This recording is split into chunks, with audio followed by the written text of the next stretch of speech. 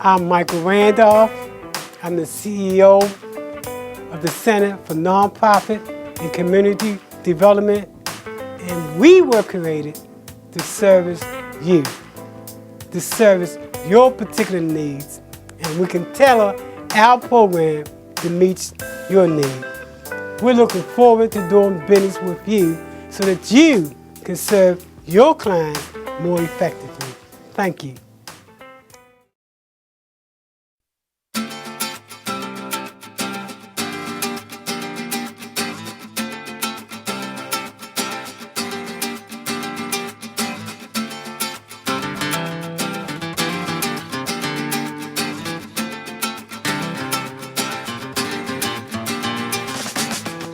Hello, my name is Michael Randolph, and welcome to today's session on an overview of professional grant writing. I'm with the Center for Nonprofit and Community Development.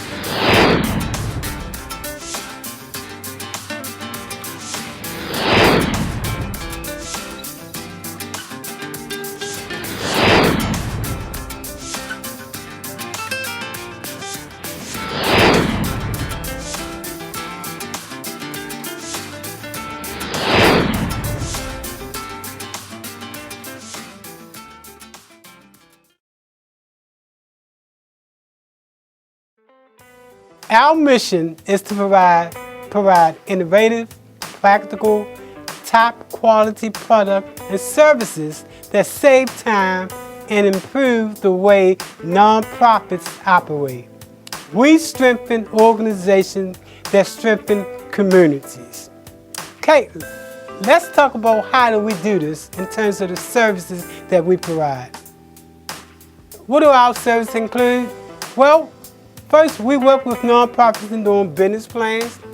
We also work with nonprofits in terms of doing grants. We work with nonprofits that want to do government procurement, organizational development, and also we work with nonprofits that want to do 501c3 preparation. And as you see, I'm only highlighting only those things that I want to emphasize in red. When you look at the blue, you also see the other services that we provide as well. So, again, my name is Michael Randolph, and I've been doing this for 20 years. Let me give this a little bit of more information about me. Michael Randolph was born and raised in the poverty-stricken Sandtown community of Baltimore. Mr. Randolph has specialized in community strategic comprehensive planning for distressed communities for over 20 years. Mr. Randolph's first introduction to community building was in the early 1980s, where Michael Randolph was hired and assumed the position of community organizer. From there, Michael Randolph advanced to community strategist, program developer, designing comprehensive solutions to urban distressed neighborhoods. So, now that you know about me, let's talk about what our goals and objectives are and what you should know by the end of this presentation. You should be able to talk about the different types of grants, the different types of grantors, how to search for money, to have an idea of the fundamentals of writing a grant and a proposal, and to be able to describe the concept paper and letter of intent. And you should also be able to identify different grant terms and plan your next step. Okay, good. Welcome back. Let's talk now about the different types of grants. The first type of grant is what's known as unrestricted grant. And this type of grant, you can pretty much do what you want to do with this grant. For example, I give your organization $100,000 to provide services to youth. I don't say what age group, what color, nothing. I just say provide services to youth. This is unrestricted because you can basically do it for what you can use it for what you want to do, as long as you use it for your purpose. The most likely type of grant, however, is what's known as a restricted grant. Same scenario, I give you $100,000, but this time I say to you, you can only use it for youth between the ages of 7 to 14.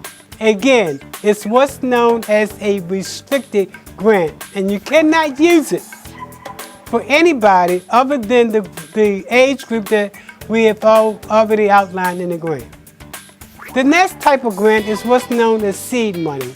And seed money is used for new organizations just getting started. Normally, for seed money, the first person that you want to bring on board is the executive director. The next type of grant is what's known as a capital grant.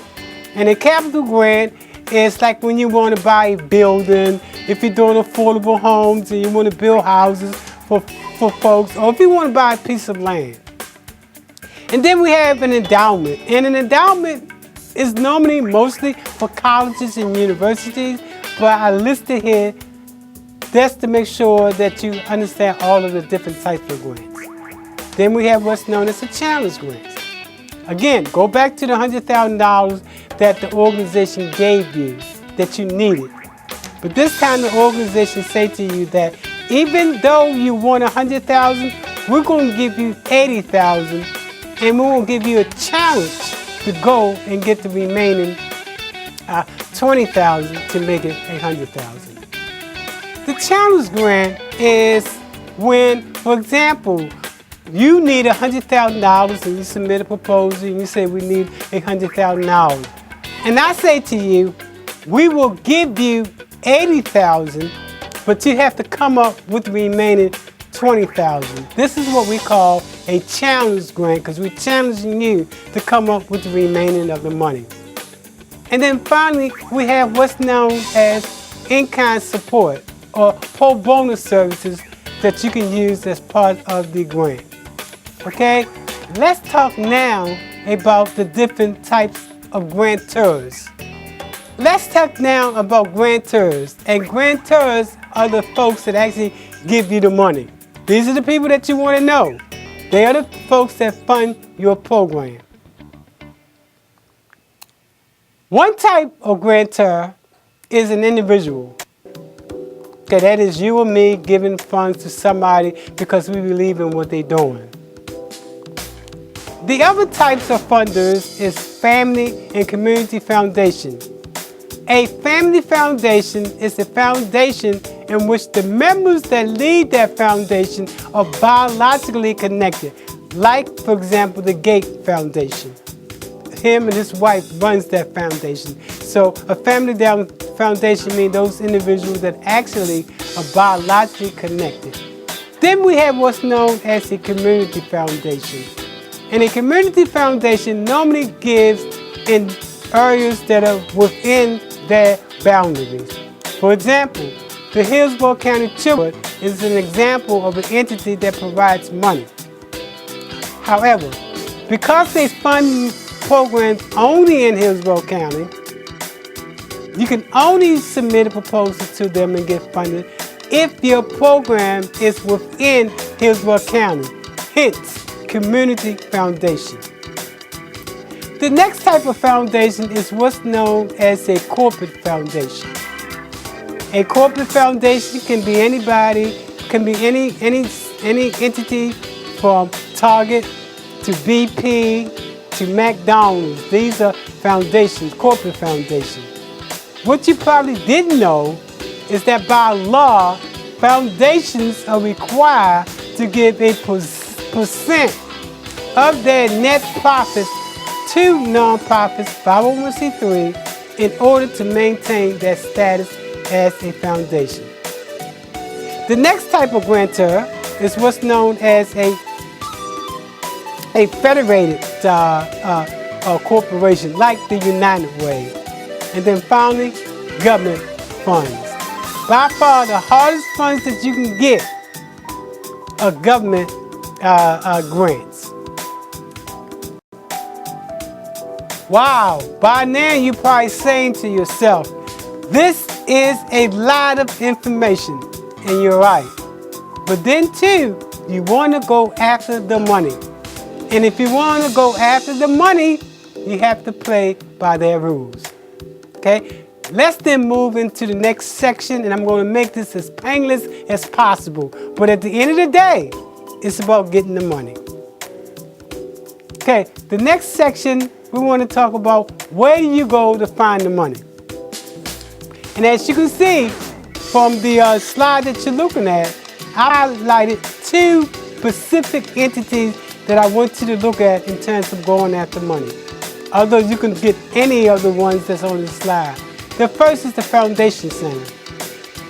The Foundation Center is important because if you want to go for a grant, you go online and you put in, for example, Tampa Bay. And the reason why you're putting in Tampa Bay is because you want the Foundation Center software to only search for those folks that are going to fund in Tampa Bay. Then you're going to put down youth, because you're letting the Foundation Center know we're only interested in programs that provide youth monies for youth. Now, you could say a senior program, a health program,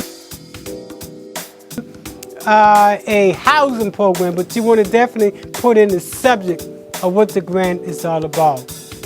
And then finally, you want to tell the software how much money you're looking for at the very least, and you will put in 100,000. So let's go back, because there was a lot of information. You put in Tampa Bay, you put in youth, and then you put in $100,000. And then what's going to happen is that all those organizations that are providing grants for Tampa Bay, if you're in Tampa Bay, it could be New York, Chicago, all those organizations that's funding that geographic area will come up, and then the subject area that you're looking for money for example, youth housing, will come up, and then finally, the amount of money, only those organizations that give 100,000 or more will come up. Now keep in mind, you might say, no, Mike, I want to put in for organizations that will give 10,000 or above. The bottom line is that you can put in how much money at the very least you're looking for and trying to get. And then the next one is what we call grants.gov, and this is used when you're trying to go for federal grants. Go to grants.gov, you register with them, and you tell them specifically the types of grant that you want to have emailed to you. For example, if you want to look at only youth programs, then that information related to youth programs will come back. The reason why you want to specify what you're looking for, because if you don't, you can get in any given day in your email 100 emails from grants.gov, and it might be nuclear weapon, tanks, or whatever the case might be that the federal government needs. That's why you want to specify youth, housing, or whatever the case might be. Okay, now let's talk about steps to increase your chances of getting that grant. First, you should read the grant, the guidelines. You should contact a person that received the grant last year. You should contact a person that did the evaluation for that grant last year, and you should contact the program officer. Again, you can get all this information from the Foundation Center. Now, the Foundation Center normally charges a fee. I think it's like $179 a month. Most of us don't have that type of money. So, you can go to your local library to access the Foundation Center online for free of charge. Wow, are you still here? Okay, that means you really, really want it. Now, let's talk about the different components of a grant. The first component is the cover letter, the summary, the narrative,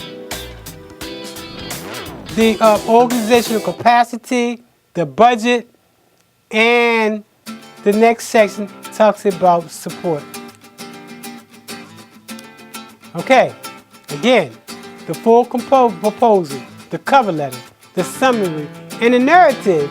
Normally, notice that the narrative consists of 4 parts: the needs statement, the goals and objectives, the method section, and evaluation. And again, organizational capacity, the budget, and supporting materials. You have to make sure that you have identified the amount of money that you want. Make sure the executive director or the board chairperson signs off on it. Make sure you briefly talk about your mission of your organization. And it's very important that you put down the contact information related to who should be contacted related to the grant itself. Notice that in addition to writing grants, I also do grants evaluation. The reason why we tend to reject so many grants related to the cover letter is that an organization might say, for example, we are submitting a proposal for $100,000. And we initially put out our proposal for a maximum of $80,000. Well, you ask them for $100,000 and we only say $80,000 that we're going to submit to, we're going to throw that proposal away because you're not paying attention. The other thing you need to be careful about at the cover letter stage, make sure the appropriate person signs that document, because if they don't, it's not legal.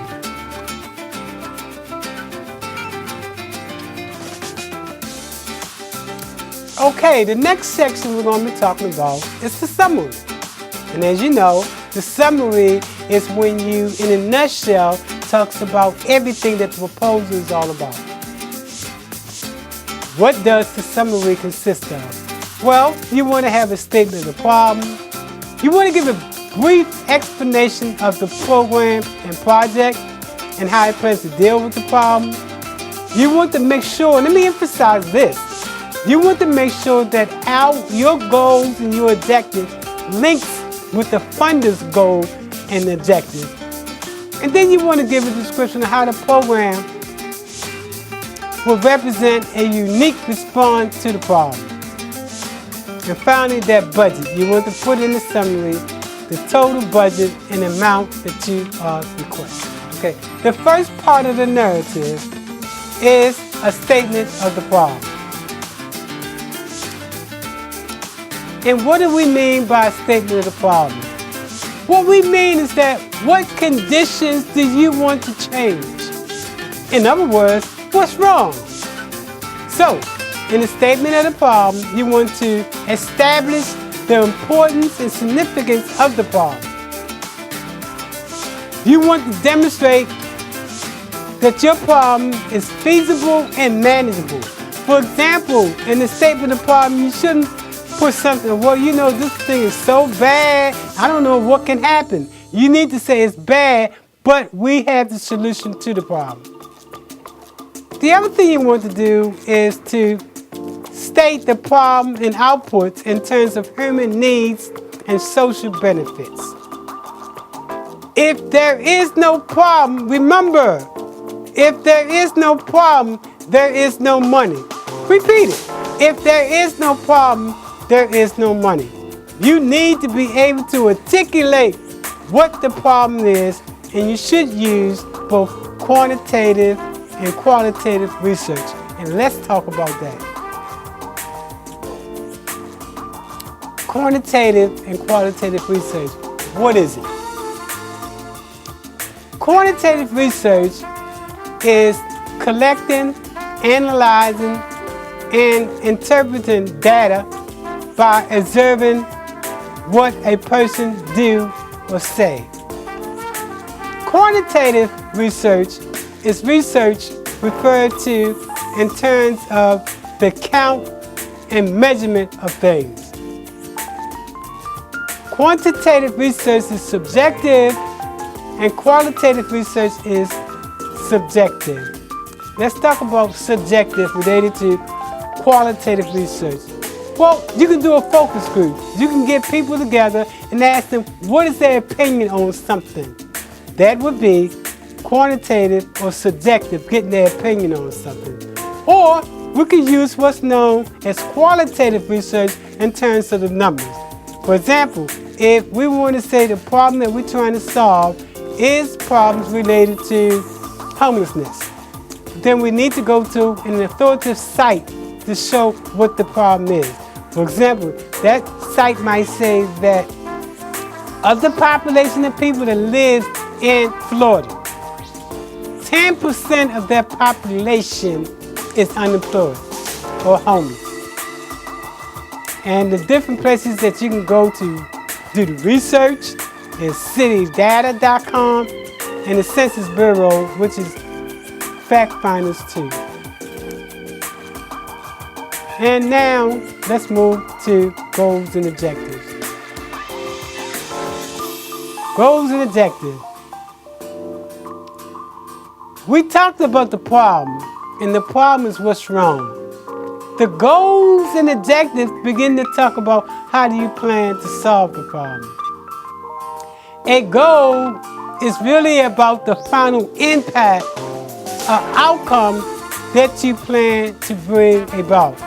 For example, if you're saying that the problem is homelessness, and that's what the problem is, too many people in America are without homes, then your goal would be, for example, to reduce homelessness. And your objectives, which is the next part of this, talks about how do you plan to reach your goal. Your objectives should specify the outcome of your project and the end product and the end products of that product. So, what do we mean? If you're saying the goal is to reduce homelessness, then your objectives should talk about how do you plan to do it. We plan to create a program that provides housing for people that are homeless. We plan to provide affordable homes for people that are homeless. The bottom line is that your objectives should stem from your goal, and it should talk specifically about how you plan to bring about your goals. Your goals should be specific, immediate, measurable, practical, logical, and you should be able to evaluate. In other words, if you haven't picked up on it, it should be simple. And there are different types of objectives: behavioral, performance, process objective, and product objectives.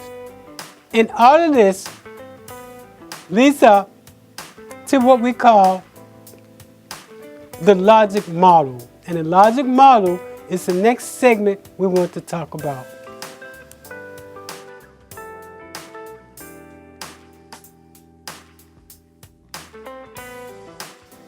Most funders are requiring that you do a logic model in order to be part of your grant. And what is a logic model and what does it consist of? Well, a logic model is basically a summary of all the things that you plan to do in your grant proposal. And let's talk about the different components of a logic model. The first component is resources. Resources are those things that you need in order to bring your plan about. Staff, a building, computers, all those things are necessary are related to the resources. The next component is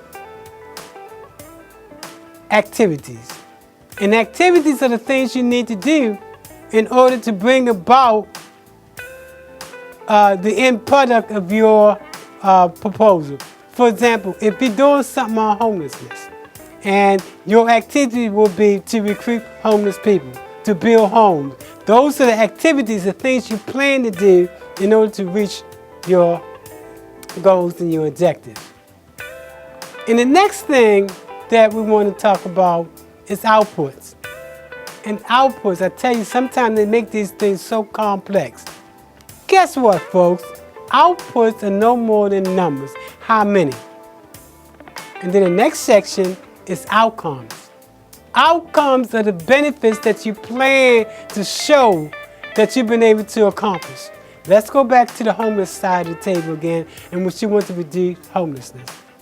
One of your outcomes should be that you have, at the end of the day, found that person a house to live in. If, for example, your goals and your objective is to reduce unemployment, then your outcome should be that you actually found a job for that person. And then from your outcomes, you should move to your impact. The impact is 7 years down the line, how is this going to benefit that person or society? If, for example, the outcome was to get a person a job, the impact is that, hey, now this person is a taxpayer, they have high self-esteem, they're a productive member of society. That deals with impact. In the case of the homeless person, the impact will be now this person has some place to live, the person has a sense of self-esteem about themselves, and now that they have a house, they can be more productive member of society. Let's move to the next section.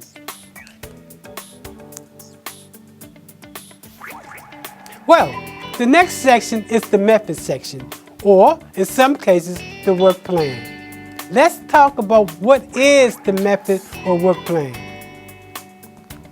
The method section describes your project activities in detail, indicating how your objectives will be accomplished. It includes the following.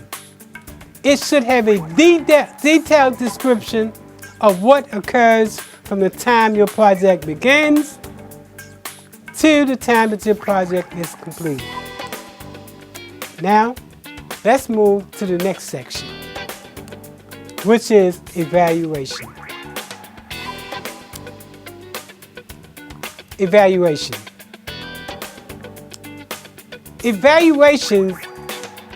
Evaluation is what we use to show that we're doing what we say we're going to do. There are different types of evaluations.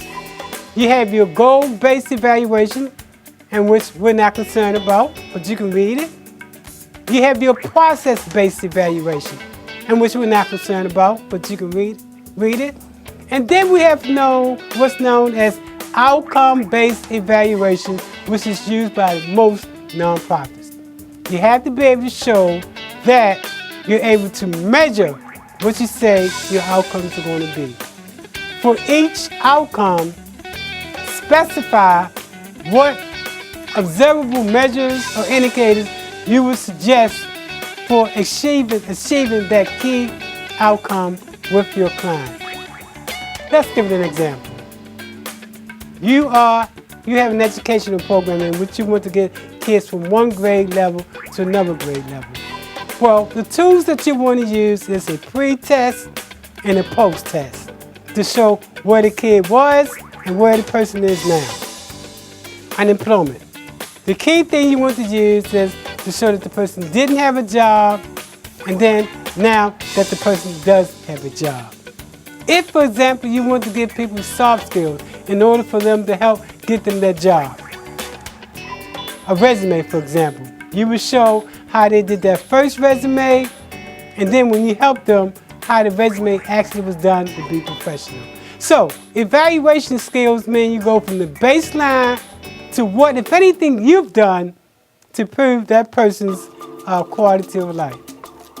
Next section, the conclusion.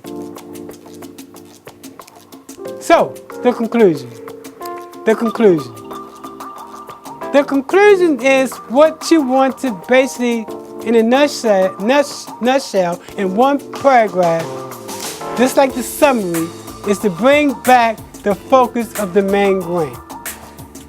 Now, in most cases, funders do not want you to use emotions. However, in the conclusion, you can use emotions. For example, let's say you're doing homelessness as a program that you want to get funded. And you could say, the reason why I do what I do is because I was homeless before and I know what it feels. Or you could say, the reason why I do what I do is because I know someone who was homeless and that's why I do what I do. Most grants are basically the same. And you're going against all kinds of other folks that want the same amount of money that you are trying to get. That's why, at the end of the day, in order to spend that in your direction, get emotional. Talk about why you do what you do.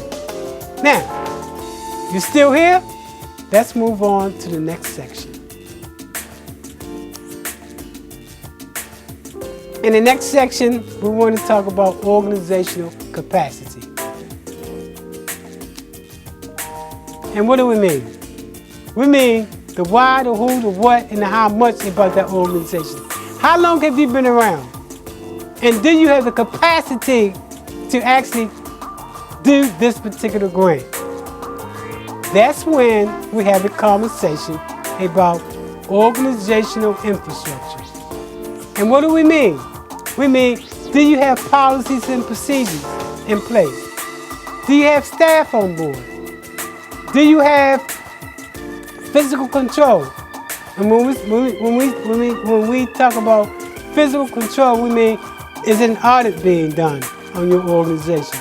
Are you doing your profit and loss statement, your balance sheets, and all that information like that to let people know you got control over your finance? The next component to organizational infrastructure is what we call the SWOT test. And let's talk about what the SWOT test is. It's not the team that comes through your door, not that SWOT. Okay, let's move on.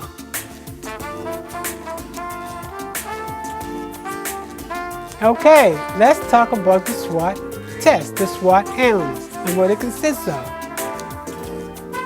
It consists of the strengths, the weaknesses, the opportunities, and the threats that your organization might have to face.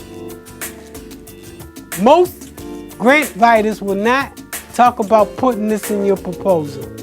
And that's because most top 20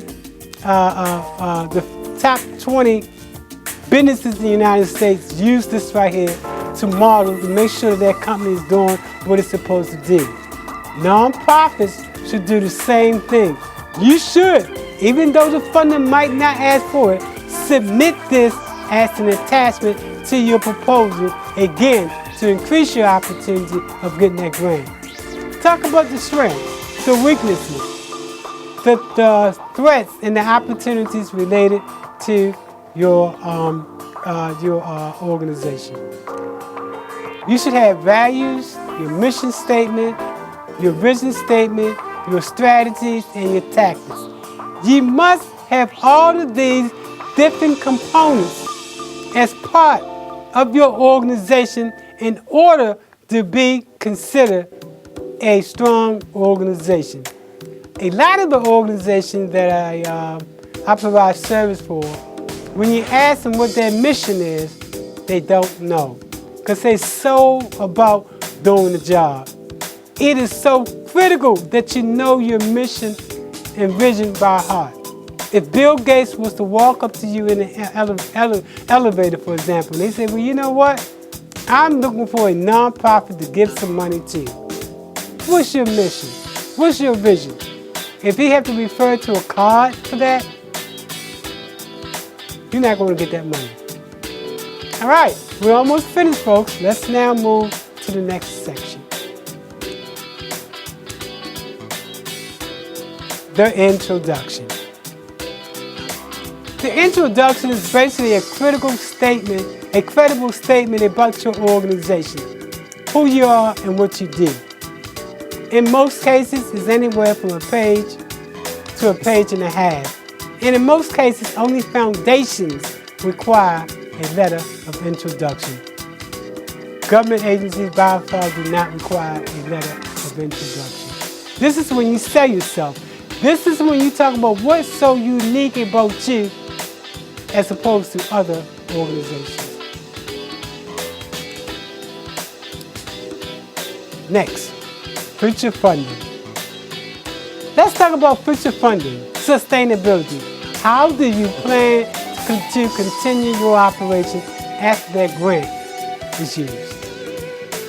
Here's a model that I put together. It's called social entrepreneurship. It talks about how do you plan to bring in resources, anywhere from grants, in which most nonprofits do, to fee for services. to development fees, to consulting fees, to owning your own business. Did you know that the federal government has a grant that comes out every year under economic development in which they will give money to a nonprofit to start its own business? And the idea behind giving money to a nonprofit to start their own business is that if we give you this money this year, don't come back next year, because now you have a way of bringing in money to your organization. It's called earned income. Social entrepreneurship is the latest spin in terms of nonprofits and sustainability. Let's move now to the next section. Okay, let's now talk about the budget. There are two types of costs associated with the budget. One is direct costs, that is staff that works directly to run the program, secretary, and those other entities that work directly to make sure the program is going to run like it's supposed to run. And then we have what's known as indirect costs. Indirect costs is those costs associated with making sure the operation of the organization is covered. For example, a lawyer, to make sure that if you're being sued, you got somebody to represent you. Now that lawyer doesn't provide direct services to the program, but it does provide direct service to the organization itself. Or an accountant, for example, that would be indirect costs. That person provides the financial means for the organization to run, to make sure it's sound in that particular respect. The other costs associated with the organization could be in-kind, pro bono service, or cost sharing. Let's move now to the next section. Okay, we're almost there, folks. And I hope this has really been a learning lesson for you. It's all about getting the money, and you have to know how to get the money. So, whenever you get a grant, you have to make sure that on your materials that you produce, be it flyers, pamphlets, a web page, or press release, that you acknowledge who you received a grant from. For example, if you receive a grant from Bank of America, somewhere on your materials that you're getting out there to the public should be sponsored by the Bank of America. If you receive money from Chase Bank, somewhere on your written materials or electronic material should be sponsored by Chase Bank. Let's move now to the next section. Now, at the back of the grant, you should have these items as what's known as attachment. A list of your board of directors, organizational fiscal report. We talk about the audit and the budget for the year, both operational budget as well as projected budget. Your past history stories that you want to put down, and letters of support. And your articles of incorporation and your bylaws as well. Moving to the next section. Now, let's talk about the appearance. It is critical that you follow direction. If an organization asks you to number the proposal and you don't number the proposal, it's going to be thrown in the trash. If an organization asks you to submit your proposal in Time Roman 12 fonts and you submit that proposal in cursive, it is going in the trash. Sometimes, folks, it's the little things that get you to lose that grant. Moving now to the next section. The next section talks about letters of support or letters of intent. A lot of times, you can write to an organization without a full proposal, but with a small letter asking for a donation. In a lot of cases, you can get, for example, if you need a car or a truck, you can write to one of your car dealers and write to them and ask for a letter of donation for a truck or something of that nature. And a lot of organizations ask you to submit a letter of inquiry even before you submit a full proposal. This is the different components of the letter of inquiry. You have your cover sheet, which is up to 2 pages, your narrative, and then your financials. Now, let's move now to the next section. And thank you for attending today's class. This is a list of the different organizations that we have provided service for, some type of service. It is, again, a partial list of the different organizations.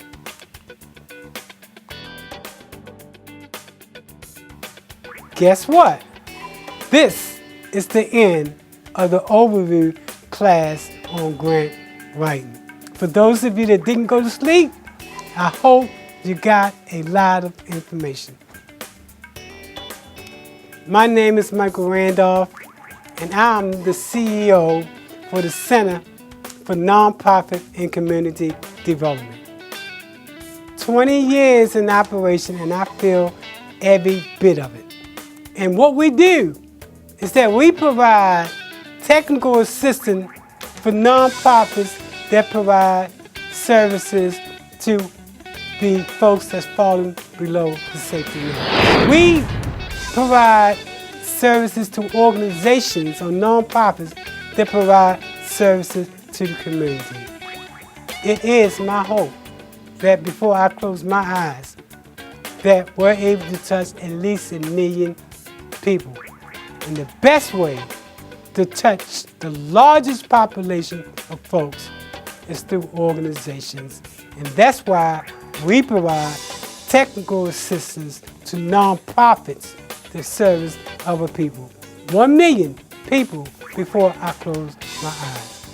Well, if you gotten this far and you purchased this part in the overview, that means you're serious. And you want to go to the next level. And we want to take you to the next level. And this is how you can contact us. We find grants at AOL.com. Again, that's we find grants at AOL.com. Or call us 813-857-7657. It is about getting the money, and that's what we do. At the end of the day, we show you how to get the money. Thank you.